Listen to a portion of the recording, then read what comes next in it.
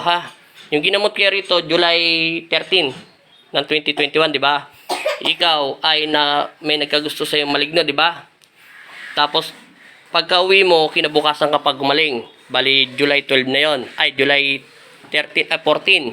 Kasi July 13 ka nga pala pumunta rito, mga gabi na.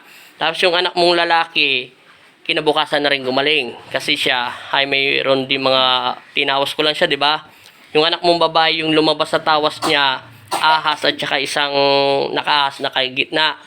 Pero mas maaga siyang gumaling, yung araw din yon. Pero ito hindi ko to ginamot, 'di ba? Kasi kagagaling lang to sa ibang manggagamot, 'di ba? Sabi may pilay. Totoo may pilay siya, 100% 'yon. Pero ngayong July 15 na ngayon, alas tanghali na, mga alas 12 na, chinik ulit yung likuran niya, may pilay. Kasi nasaktan siya, 'di ba? Ngayon tinanong mo yung anak mo, wala nang sakit. Meron lang siyang usog na ligaw mga kaluluwa.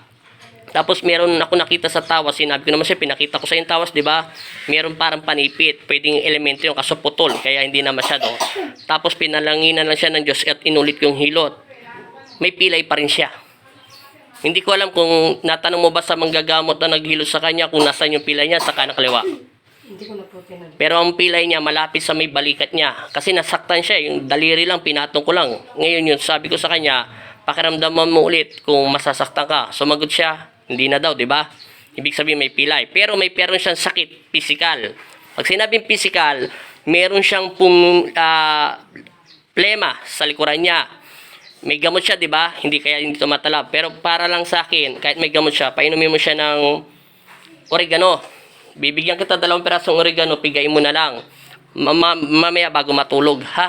Pigain mo doon sa kutsara, kumuha ka, ugasan mo muna syempre. Tapos pigain mo na lang siya sa puting tela, kahit ano, basta pansala, painumin mo sa kanya. Para mabilis mawala yung plema niya. Kasi marami siyang lamig sa likuran. Ang pakiusap ko lang dyan sa anak mo, lagi mo siya lagyan ng damit, ng ano, kasi mahirap yan. Bata pa yan eh, naintindihan mo. Pero ikaw, magaling ka na. Yung araw din yon, kinabukasan ka na gumaling. Kasi 13, 14 ka na gumaling. Saglit lang, di ba, yung ginawa sa'yo ng Diyos. Kasi 3 araw ka hindi kumakain, di ba? Tsaka nahihilo ka. Ngayon, hindi na kinabukasan. O, maayos na yung mukha mo rito. Salamat. Bibigyan ko na lang kayo oregano, ha? Thank you. At tanghalin tapat na, ha?